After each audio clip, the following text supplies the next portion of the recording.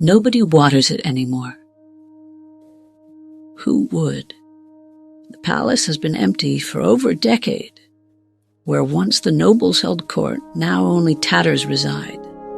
Shreds of tapestry, carpet, clothes, and flayed skin, all undergoing the same process of disintegration at different rates, just as they have been since the scouring.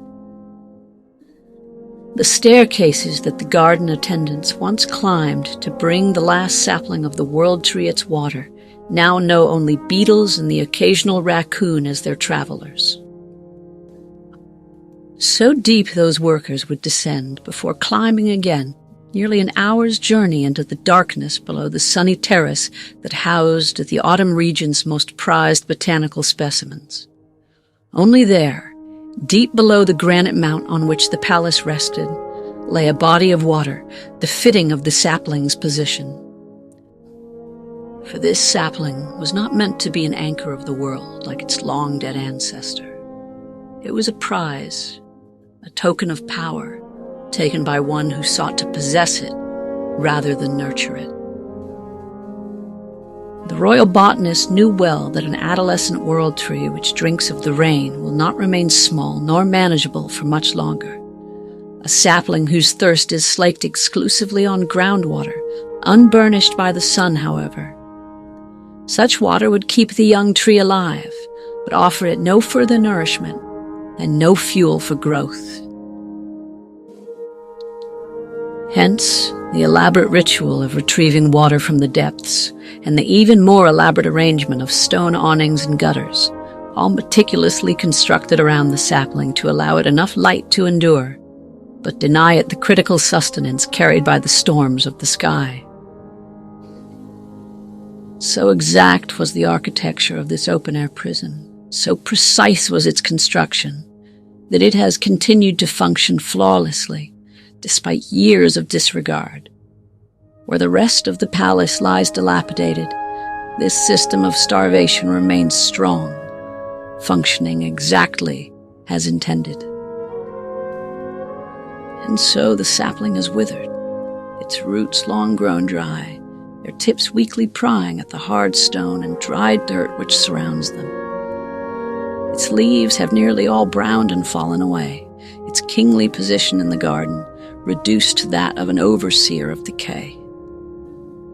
Yet, even now, so close to oblivion, it endures, producing a lone leaf of green as its last call to the sky, a final prayer whispered softly to the forces of nature from which it finds itself so far removed, drifting into the heavens and taking flight with the wind. The prayer is answered on a stormy night that drenches the hollow corpse of the castle and fills its halls with a howling symphony of wind. A great clap of thunder rings out in response above the sapling's still dry abode, just as thousands of others have before it. But this time, as the sky's hammer strikes down, it does so upon the sapling's crafted stone awnings, now riddled with cracks, gifted unto them by years of time, wind, and water, all unseen and unfixed for the eyes and hands of any who may have once seen fit to tend to them. It only takes one breach in this perfect system, a single chink in the tree's unwonted armor, for it to fail spectacularly. One awning collapses, destroying another as it falls. The debris of them both blocks a series of gutters, causing them to flood and spill over. Sheets of rain fly in, unimpeded for the first time in years, the water finally sinking into the soil and finding its way to the roots that so desperately crave it.